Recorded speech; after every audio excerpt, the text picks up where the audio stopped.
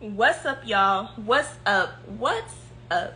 It is MB the Life Coach, your absolute favorite mental health and success coach, and we back with another Black Business Highlight.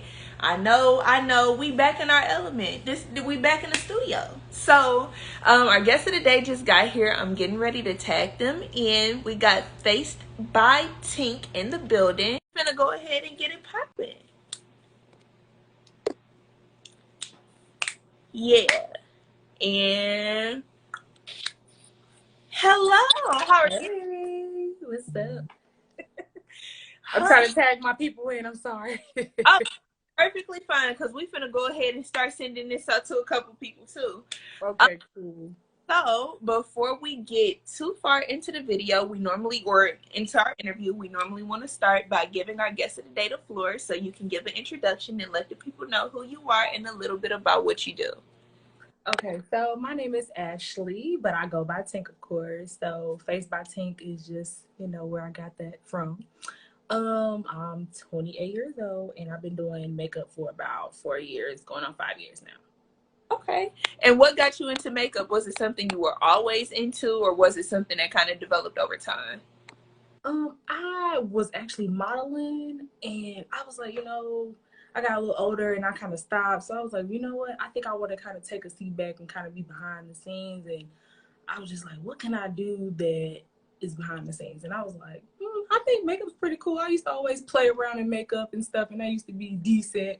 And then I was like, well, let me see if I can take it serious. And I just kept going. And I figured, like, honestly, once you get started, it's so addictive. Once you start buying makeup, it's like, oh, I could get this. Oh, I could get this shade. So I got really, really addicted to it. And I realized, like, that was really a passion of mine. So I was like, wow, I knew I was crafty already, but I just didn't know it was going to be makeup.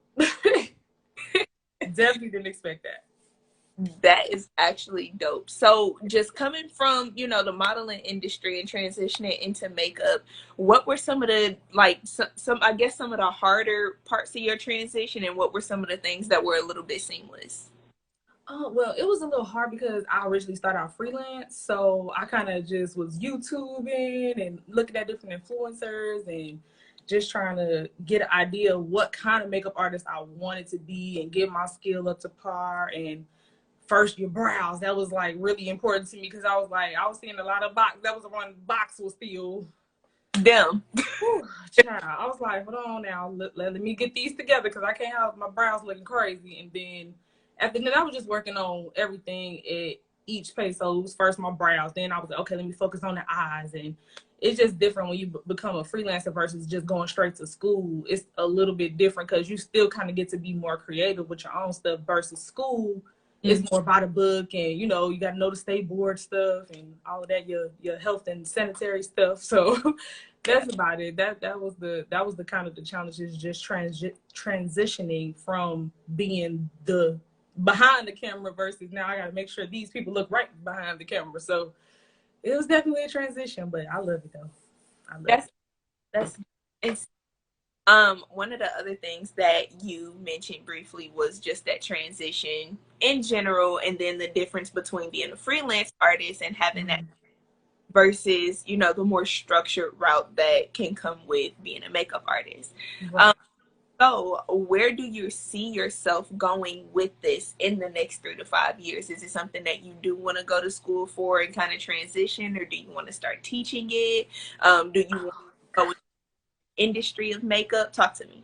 Okay, so I definitely wanted to take the pro route of doing makeup. So granted, I did go to school at Empire Beauty School. Shout out to the North Lake. But it was for about 6 months. So I didn't fully finish, but I know at some point that's nothing to knock out. That was quickly, that's quick stuff to do. But I preferably want to be like either a celebrity MUA or more so like, one of those top model, doing runway shows and stuff like that, like the fast pace, like, okay, let's get everybody situated.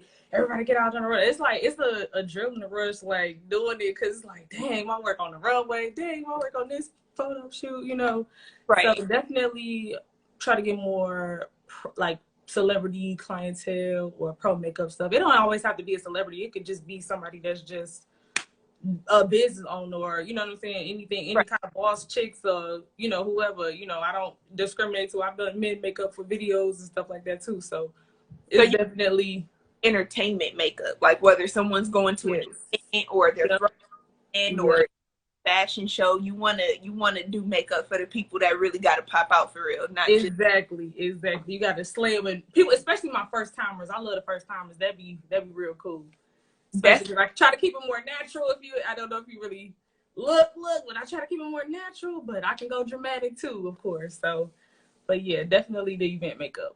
The funny thing about that is I have never gotten my makeup actually scratch that.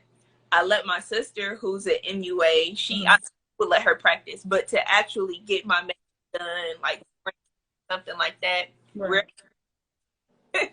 Right, I understand. It's like that sometimes because a lot of people, they don't know how to really just go like people. Like honestly, your look is the perfect everyday look. So a lot of people don't want to go beyond that. Some people just like what they like. You know what I'm saying? So there's nothing wrong with that. It's just. I'm sorry, somebody asking a question. See, boom, they said you the best MUA in the A.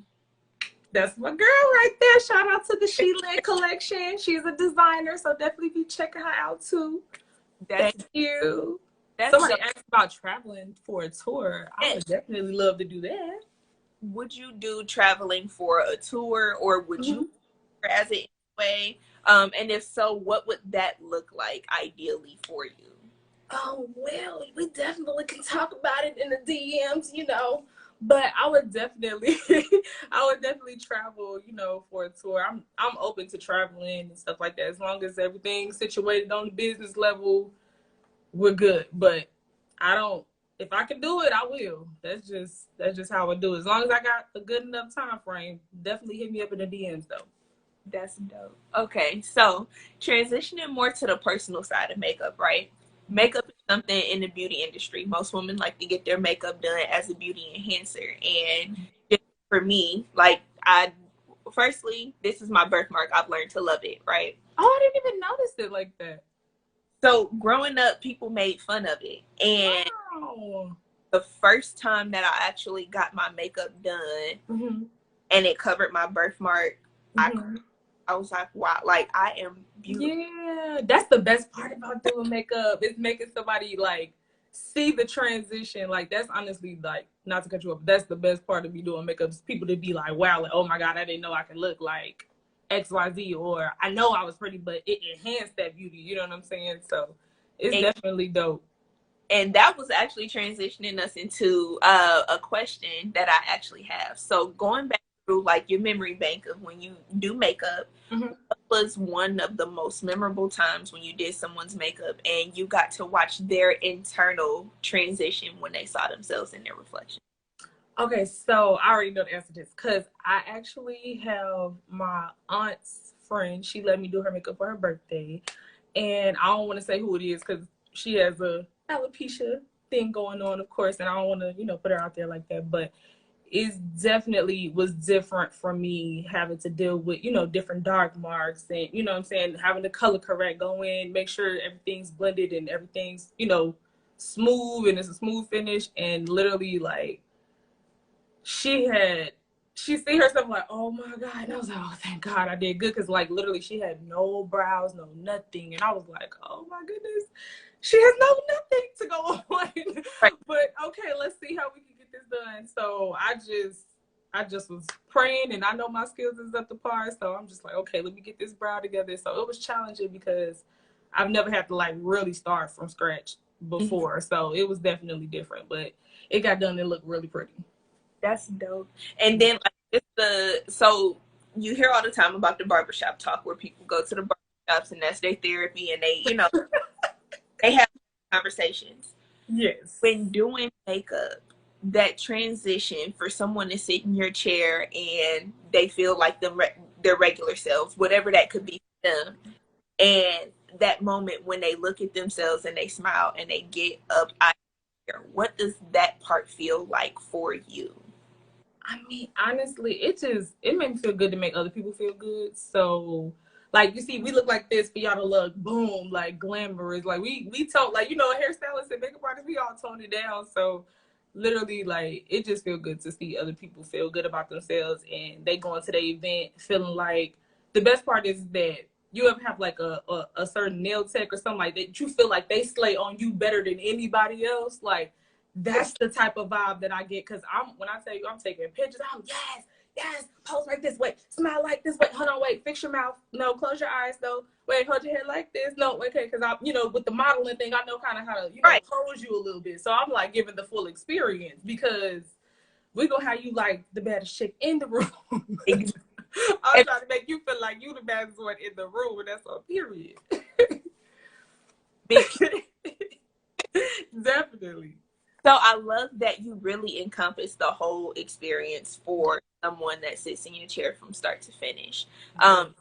You're also embodying the importance of that transition for them, because you never know what someone sits down in your chair and they feel like, Yep. And the fact that you take pride in it being a bit, but that transition for them and for them to feel beautiful when they get out of one of the most important pieces for you is phenomenal. Now, transitioning to the longer term and down the road, do you see yourself going on tour and teaching classes, or do you plan on, teaching makeup and your craft? Is that something that we can expect from you in the near future? I definitely expect to do more classes. It's been a little slow with it, of course, but of course in the future definitely want to keep the classes going, and just, beginner classes, because a lot of people have a hard time transitioning from the everyday makeup. Some people need baby steps, so it's not going to always happen right then and there, but just get in the flow of things. I feel like I definitely want to get more classes, and traveling definitely as far as doing classes, if that's a possibility, because I'm originally actually from Chicago, so I definitely need to be making a class out there too.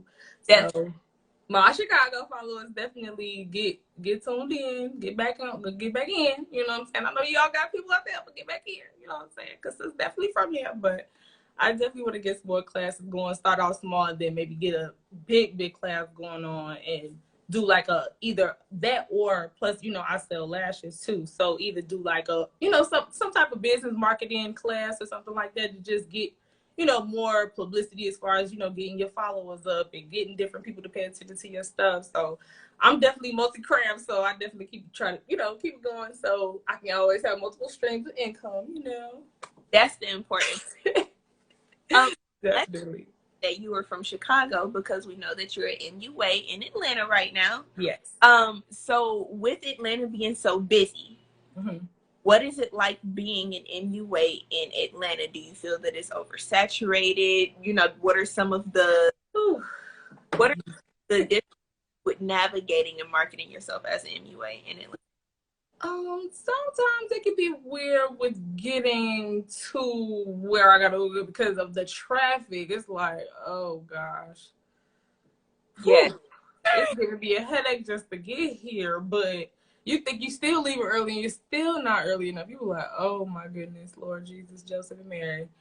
But it seems like everybody that moved out here, so you just gotta deal with it how it rolls. We gotta adapt to, what's going on. Either that, or people decide to leave or move. That's on you, but you definitely gotta adapt to that traffic, because it definitely feels like Black Hollywood for real now. Like, it definitely feels like LA, like Grand Theft Auto. For sure. It definitely feels like that. So Chanel, my love, actually just said Tink has grown tremendously over the last 5 years. She makes all her clients feel amazing and like artwork. Oh, thank you, Chanel. You so hey, I'm just gonna have to come to you and get my makeup done. That's what. Definitely come to me. I will definitely slay. But period. Got events and stuff coming up that we're gonna have to show up for. And your skin looks beautiful anyway. You don't need a lot anyway. You're already pretty, so thank you. Funny about that, right?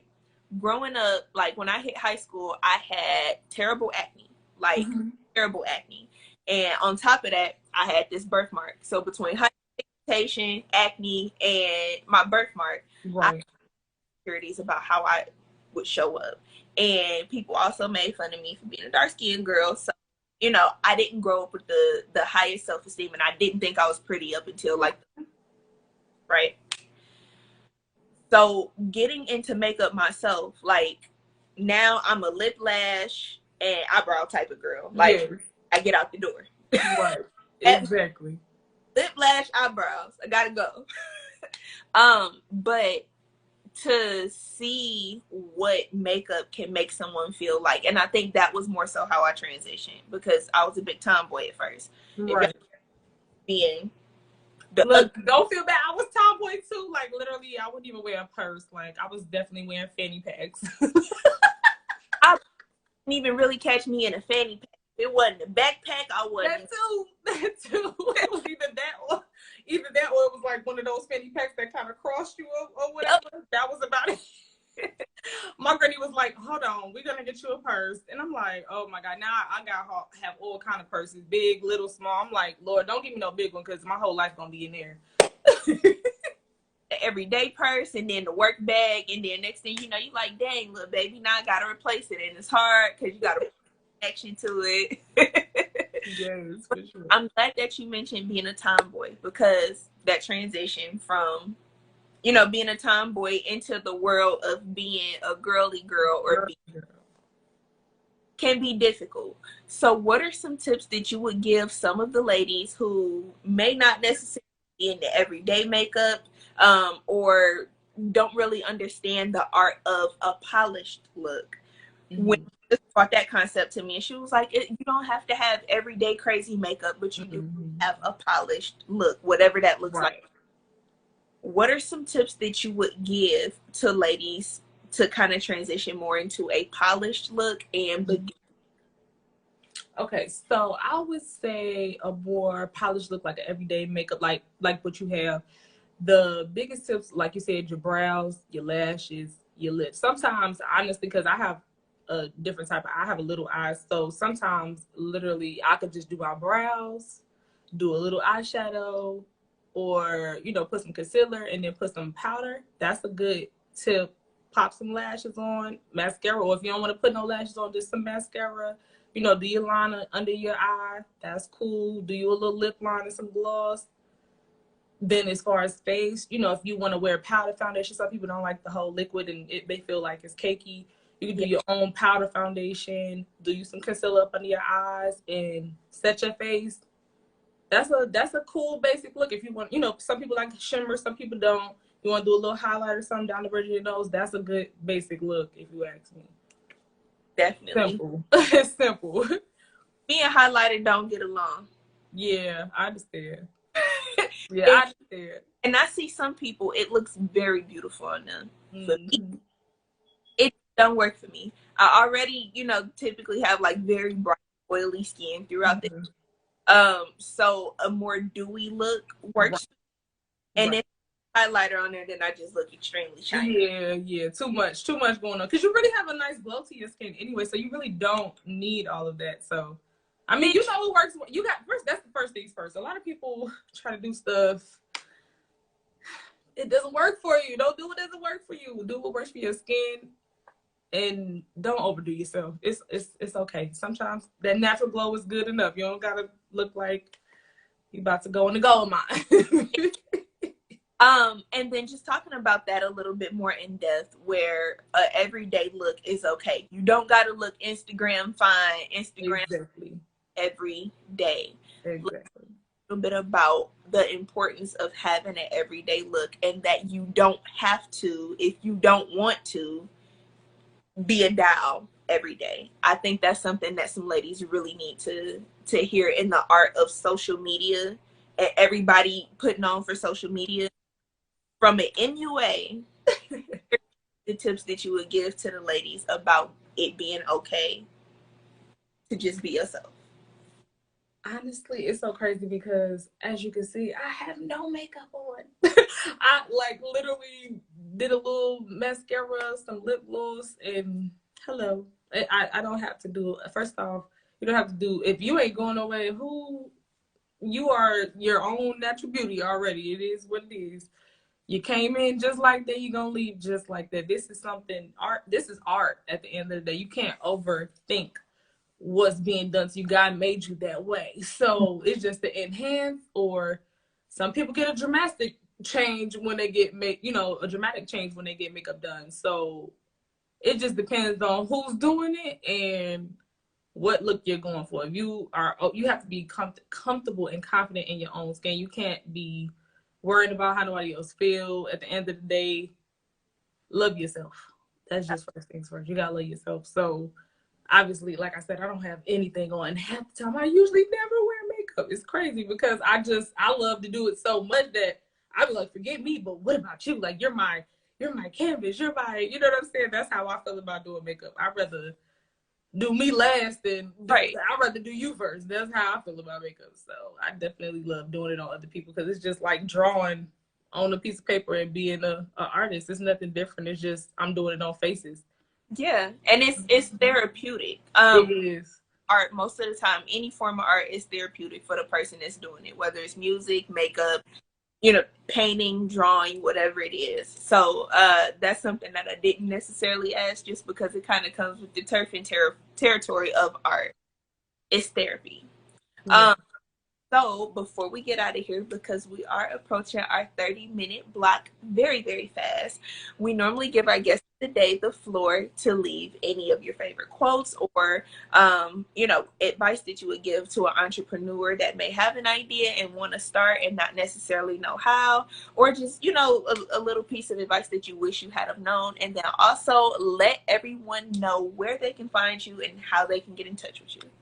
Okay, so I would say for people that's like, okay, upcoming MUAs, I would just say continue watching. We have too much nowadays. We have too much available to us to not know how to do anything, and take a chance on yourself if you feel like that's what you want to do and you know that you have a passion for art, or if you just even want to try, just try. First off, all I did was try it on myself first. I knew, like I said, I would play around and make up here and there, and once I actually took it serious, then you'll see the changes once you actually take yourself serious, take it serious, follow up on your products, do what you like to do and what you feel is best for you. And then if you decide to become an MUA, then you have to start considering, okay, what's best for your customers, what's best for your clients, you know what I'm saying? So definitely just take yourself serious and take it serious if you're going to do it. Because once I did, it literally just took off, and I realized that out of everything, I have never took nothing so serious like in my life, you know what I'm saying? Kept it going and kept it going and kept it going. And people see the, you know what I'm saying? You're going to see people going to notice the change of your makeup from where you started. And that's the whole point of it. If you look in my page, I never delete anything. I keep everything from when I first started Instagram and I first started doing makeup. So you can see, like, oh snap, wait a minute, you looking like, wait a minute, okay, she used to be a little, it's still decent, but you can see the transition from beginning to start. And that kind of piggybacks off what Chanel was saying too, because I know she was like, I met her a few years back, so she could definitely see like, okay, this girl's going somewhere with this, because it definitely wasn't like it is now. But like I said, just keep at it definitely and take yourself serious and believe that you can do it. If that's what you really want to do, then just keep going. And the other question you said, what was the last question? I'm sorry. Let the people know where they can find that's what it was. Okay, gotcha. So you can find me on all streams of social media at Faced, FACED. F as in Frank, A is Apple, C is in cat, E is in Edward, D is the dog, by Tink, TINK, like Tinkerbell. So yeah, definitely y'all follow me on TikTok, Instagram, Facebook, all that. Definitely. Okay, well, it has been an absolute pleasure to be able to speak to you. I'm excited about being able to meet with you when I do. Yes. Thank you so much for having me. I will be there in April, so I'm gonna make sure that I come book with you. We could vlog the whole experience, Okay. FacedByTink. For sure. Thank you so much for having me. For real, it's been awesome. Welcome. Well, if there's ever anything that we can do to better support you here, don't hesitate to reach out. We want to be able to continue to watch you and see you grow. Time checking in with us. If everyone who's watching, if you do not already have the app, make sure that you download the app. And if you have a Black-owned business or are looking to start a Black-owned business, make sure you follow us and still download the app, because we got some stuff coming in the very near future, like our subscription boxes, and you'll be able to order those starting March 15th. So with that said, my love, I will go ahead and give you the rest of your evening back. Again, this has been an absolute pleasure, and I look forward to seeing you and speaking with you soon. Yes, vibes. Thank you so much again for having me. Bye, y'all. Bye.